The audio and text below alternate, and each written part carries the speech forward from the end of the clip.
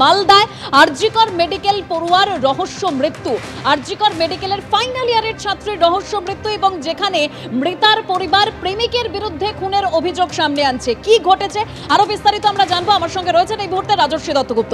রাজস্বী, দেখো, অত্যন্ত রহস্যজনক ঘটনা এবং একজন চিকিৎসক পড়ুয়া ফাইনাল ইয়ারের আরজিকরের ছাত্রী, তিনি আচমকা অসুস্থ হয়ে পড়লেন এবং পরশুদিন রাত্রিবেলা 9:40 তাকে মালদা মেডিকেল কলেজ হাসপাতালে ভর্তি করানো হয়।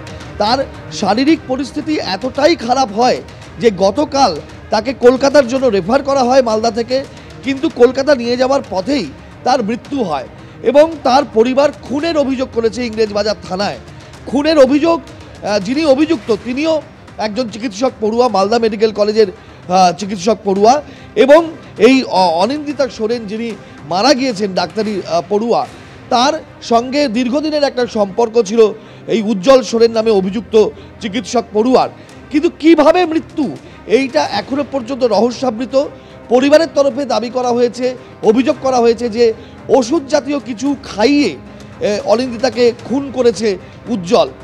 সেই উজ্জ্বল বেপাত্তা এবং এখানেও একটা পুলিশি একটা উদাসীনতার অভিযোগ উঠেছে যে এখনো পর্যন্ত পুলিশ কিন্তু এই চিকিৎসক পড়ুয়া যার দিকে অভিযোগ তাকে গ্রেপ্তার করতে পারেনি। তিনি বেপাত্তা হয়ে গিয়েছেন, তার কোনো খোঁজ পাওয়া যাচ্ছে না। এমন একটা রহস্য, এবং সেটা আরজিকরের চিকিৎসক পড়ুয়া, তাকে তার মৃত্যু ঘিরে আবারও একটা রহস্য মৃত্যু। এইটাই কিন্তু সবথেকে বেশি উদ্বেগের বিষয়, সবথেকে বেশি কনসার্নের বিষয়।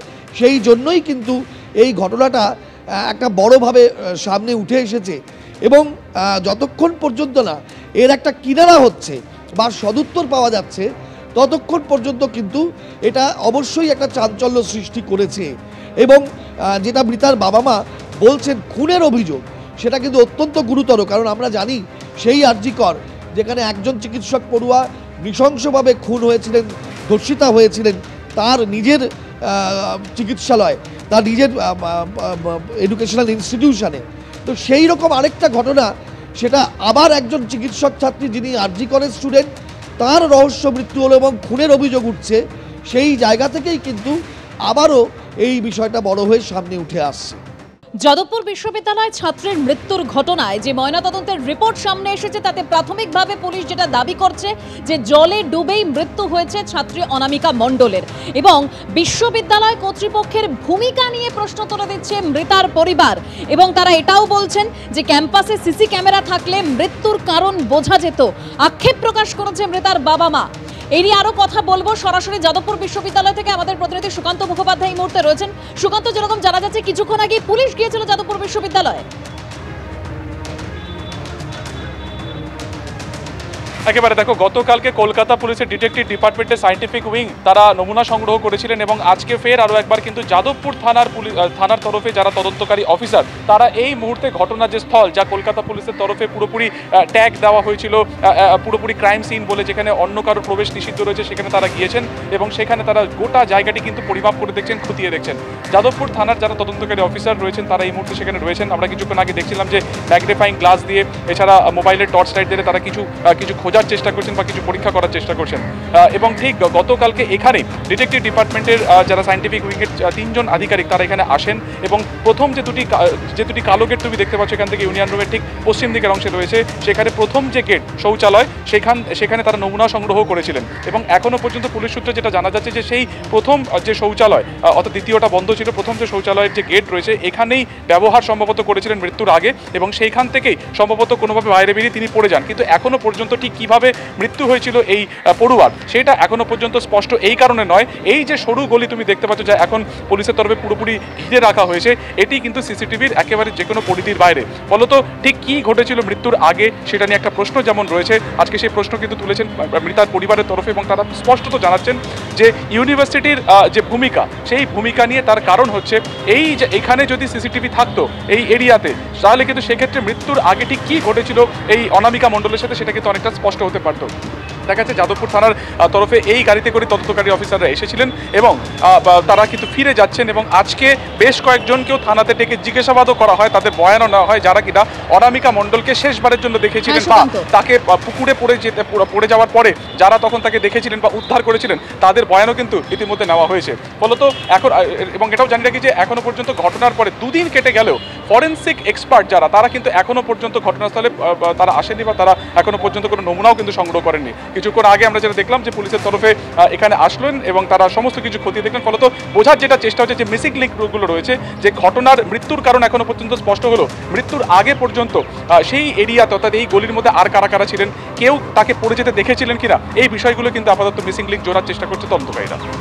একদম সুকান্ত, তুমি আমাদের সঙ্গে থাকো। অর্থাৎ একাধিক মিসিং লিঙ্কের কথা বলছিলেন আমাদের প্রতিনিধি সুকান্ত মুখোপাধ্যায়। অর্থাৎ ছাত্রীর এই যে মৃত্যুর ঘটনা, তারপর পরতে পরতে প্রশ্ন সামনে আসছে। আর এবার আপনাদের সামনে একটু রাখবার চেষ্টা করব যে যাদবপুর বিশ্ববিদ্যালয় 4 নম্বর গেট, সেই 4 নম্বর গেট থেকে সোজা গিয়েই দেখা যাচ্ছে, যেরকম আপনাদের সামনে গ্রাফিক্যাল প্রেজেন্টেশনের মাধ্যমে রাখার চেষ্টা করছি, তার একদিকে পিজি আর্টস বিল্ডিং এবং আরেকদিকে ইউনিয়ন রুম আর্টস ফ্যাকাল্টি এবং তার পাশে ঝিল দেখতে পাচ্ছেন, যেখান থেকে ছাত্রীর দেহ উদ্ধার হয়েছে।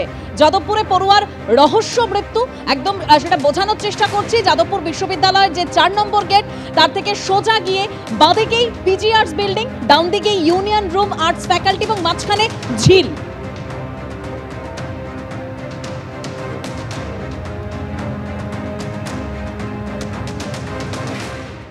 বৃহস্পতিবার রাতে মর্মান্তিক মৃত্যু হয়েছে ইংরেজি বিভাগের 3য় বর্ষের একজন ছাত্রী।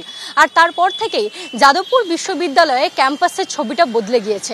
নিরাপত্তা রক্ষীদের দেখা যাচ্ছে যে যারা আসছেন তাদেরকে রীতিমতো তাদের আইডেন্টিটি কার্ড দেখিয়ে ভিতরে প্রবেশ করার কথা বলা হচ্ছে। দেখা গিয়েছে গতকালই একটি সার্কুলার জারি করা হয়েছে এবং যেখানে উল্লেখ করা রয়েছে যে ইউনিভার্সিটি প্রদত্ত যে আইডেন্টিটি কার্ড, সেই কার্ড ছাড়া ভিতরে কেউ প্রবেশ করতে পারবেন না। 2 চাকা কিংবা 4 চাকার গাড়ি গেলেও তাতে যাদবপুর বিশ্ববিদ্যালয়ের যে বৈধ স্টিকার, সেই বৈধ পার্কিং স্টিকার না থাকলে ভিতরে প্রবেশ করা যাবে না। সার্কুলার মোতাবেক কি কি দেখতে বলা হয়েছে আপনাদেরকে? আই কার্ড দেখে ঢোকাতে বলা হয়েছে, আর বাইরের যাতে আউটসাইডার কেউ না ঢোকে সেগুলোই আর কি। আর গাড়ির ক্ষেত্রে কি নির্দেশিকা?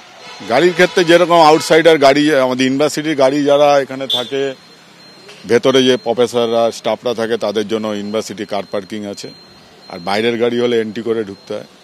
আর যদি বাইরে থেকে কেউ আসেন কোনো কাজে, তাহলে সেক্ষেত্রে ওই এন্ট্রি করে ঢুকতে হয়। রাখা রয়েছে রেজিস্টার, সেই রেজিস্টারেই নথিভুক্ত করতে হবে কি কারণে কার সঙ্গে দেখা করতে এসেছেন উক্ত সেই ব্যক্তি, এবং তারই সঙ্গে যারা ছাত্রছাত্রীরা আসছেন তাদের যে বৈধ আইডেন্টিটি কার্ড, যে কার্ড ইউনিভার্সিটি কর্তৃপক্ষের পক্ষ থেকে দেওয়া হয়েছে, সেই প্রদত্ত কার্ড দেখাতে বলা হচ্ছে। অন্যদিকে গাড়ির ক্ষেত্রেও বাধা রয়েছে নিয়ম নির্দেশিকা মোতাবেক। গাড়িতে যাদবপুর ইউনিভার্সিটির পার্কিংয়ের স্টিকার লাগানো থাকলে তবেই কিন্তু সেই গাড়িগুলিকে প্রবেশ করতে দেওয়া হবে, অন্যথা অন্য কোনো গাড়িকে প্রবেশ করতে দেওয়া হবে না। এরকমই কড়াকড়ি ছবি দেখা যাচ্ছে গত পরশুর সেই ঘটনার পরে। বৃহস্পতিবার মর্মান্তিকভাবে ইংরেজি বিভাগের 3য় বর্ষের ছাত্রীর মৃত্যুর পর থেকেই কড়াকড়ি ছবিটা আরও স্পষ্ট। ক্যামেরায় দিব্যেন্দু সিংহের সঙ্গে ঐশী মুখোপাধ্যায়, এবিপি আনন্দ, কলকাতা।